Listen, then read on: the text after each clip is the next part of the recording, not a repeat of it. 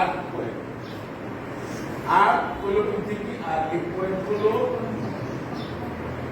কাঁপা বা কম্পন। আর পৃথিবী যে কেঁপে ওঠে এটাই হচ্ছে ভূমিকম্প। আমরা দেখি আমাদের ভূপৃষ্ঠটা এই যে এরকম, হ্যাঁ, এই দেখো কোন কোন জায়গায় কেমন আছে, এই মনে করো এরকম কোন কোন জায়গায় এরকম উঁচা সমভূমি, আবার কোথায় এরকম উঁচা মালভূমি, আবার কোথাও এরকম পাহাড় পর্বত, এরকম।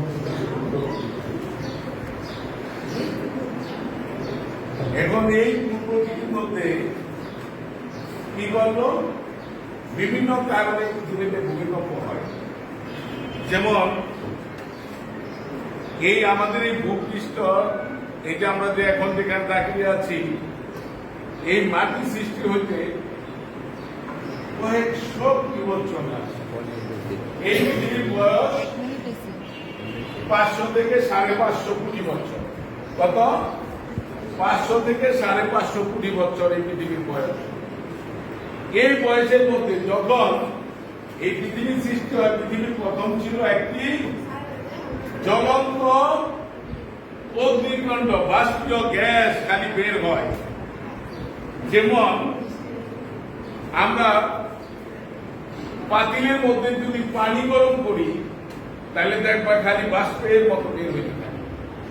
আমাদের পৃথিবীটা প্রথম ছিল একটি বাষ্পীয়, তারপরে এটা বাষ্প যখন বের হয়ে গেছে তখন হলো তরল। সেই তরলটা যখন কালক্রমে ঠান্ডা হয়েছে, শক্ত হয়েছে, সেইগুলি পয়সা সূর্যের তাপ, আর্দ্রতা, বায়ু প্রবাহ, বায়ুর চাপ প্রভৃতি নানা প্রকার প্রাকৃতিক প্রক্রিয়া শক্ত মাটি হয়ে গেছে। কিন্তু আস্তে আস্তে আস্তে আস্তে হয়তো এই যে এই সমস্ত জায়গায় ওই তরল পদার্থ তৈরি হয়ে গেছে। পৃথিবী কোনো কারণে যদি কোথাও, যেমন মনে করো ভূপৃষ্ঠের গভীরে পানি চলে গেল, পানি যায় না কোথায়? সাগর এলাকায়।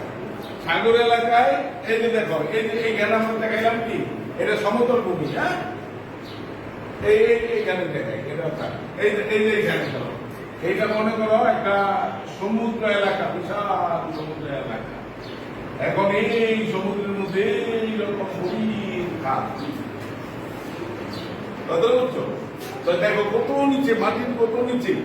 এখন এই এলাকা দিয়ে কোনো কারণে একটা ছিদ্র থাকলে তখন এই সমুদ্রের পানিগুলো এইখানে ঢোকে, দুইটা, তখন এইখানে ওই গরম বা উত্তপ্ত ওই লাভা আগ্নেয়গিরির ভিতরে যখন এটা থাকে তখন এটাকে বলা হয় ম্যাগমা। যখন উপরে উঠে আসে তখন এটাকে বলা হয় লাভা।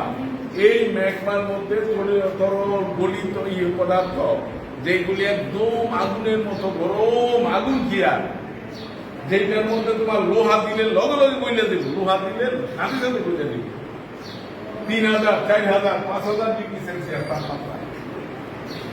সেই জায়গায়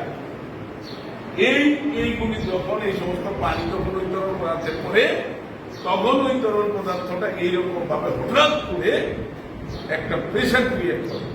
তখন ওই প্রেশারটা কি করে, এইখানে যখন প্রেশার ক্রিয়েট করলো তখন এইটা এইখান থেকে একটা উপরের দিকে ধাক্কা দেয়, সজোরে ধাক্কা দেওয়ার ফলে তখন মনে করো এইখান দিয়ে যদি ধাক্কা দেয় সজোরে, এই জায়গায় উৎপত্তি হয় এই ইটা, এইটাই হচ্ছে ভূমিকম্পের উৎপত্তি।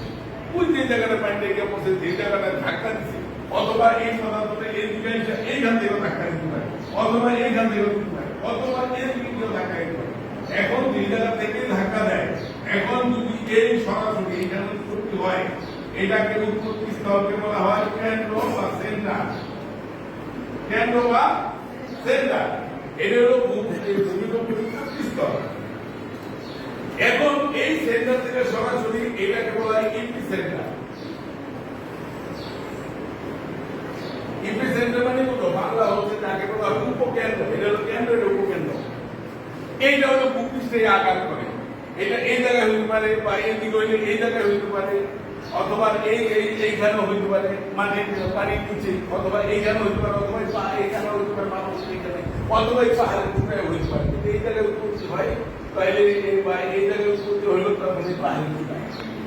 এখন ভূমিকম্পের ইন্টেন্সিটিটা, ভূমিকম্পের পরিমাণটা কখন বেশি হবে কখন কম হবে, যেমন মনে করো এই ভূমিকম্পের উৎপত্তিটা নির্ভর করে। এই উৎপত্তিটা যদি এখানে হয় তাইলে এই ঢেউটা উপরে দিকে উঠতে থাকে, কথা বলছো? এখন এইখান থেকে এখানে মনে করো দূরত্ব আছে 10 কিলোমিটার। এইখান থেকে সোজা এই ভূপৃষ্ঠের উচ্চতা 10 কিলোমিটার। যদি এই ভূমিকম্পের উৎপত্তি স্থলটা আরো 5 কিলোমিটার নিচে হয় তাহলে ভূমিকম্পের উৎপত্তি স্থল কত? 15 কিলোমিটার মাটির গভীরে।